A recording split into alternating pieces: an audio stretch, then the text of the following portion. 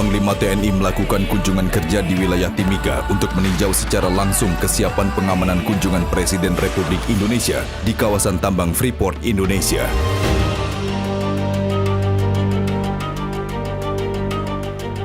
Dalam rangka keterpaduan pengamanan VVIP, maka kami susun rencana garis besar kegiatan pengamanan di wilayah guna kelancaran, ketertiban, dan keamanan serta kenyamanan Bapak Presiden RI di wilayah Korem 174 Anim Tiwanika.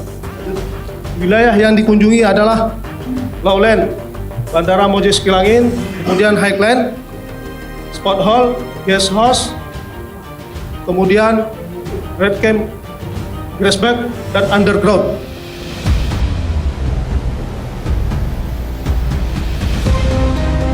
Setibanya di Timika, Panglima TNI langsung menerima paparan kesiapan pengamanan dan juga seluruh rangkaian kegiatan yang akan dilakukan Presiden RI di PT Freeport Indonesia.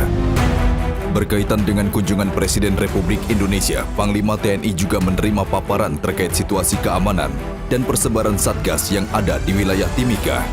Saya ingin Bapak Panglima, saya akan mengatakan tentang situasi Satgas Objektivitas di wilayah PT Freeport Indonesia. Kemudian kami melaksanakan koordinasi dengan satuan-satuan intel yang berada di Timika. Nah, ini adalah upaya-upaya kami. Jadi Mas William yang saya perintahkan untuk memberikan perintah. Oleh karena itu Mas William berikan perintah malam ini juga, besok gelar per pos itu ya. Per pos itu jangan sampai tadi kalau ada pos yang isinya 14-nya berada di dalam pos. Ini event yang terjadi sekali-sekali, digelar di luar. Yang di dalam pos harus ada berapa, tapi yang lain di luar pos tapi tetap dalam hubungan kelompok sehingga kelompok itu tetap aman. Ingat, ini bukan rutin. Kalau rutin betul ada yang istirahat, ada yang bertugas 24 jam begitu. Ini tidak rutin. Ini hanya berapa tadi jendelanya beliau mau lewat tadi berapa menit. Oke. Saya ingin besok jam 9.30 yang berada di sepanjang rute ini untuk menempati posisi.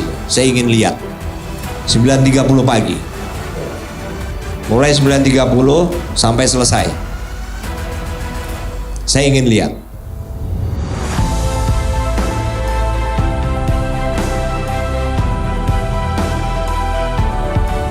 Selanjutnya, Panglima TNI akan meninjau secara langsung rute yang dilalui Presiden RI beserta rombongan dalam kunjungan ke PT Freeport Indonesia untuk memastikan kegiatan berlangsung aman tanpa ada gangguan.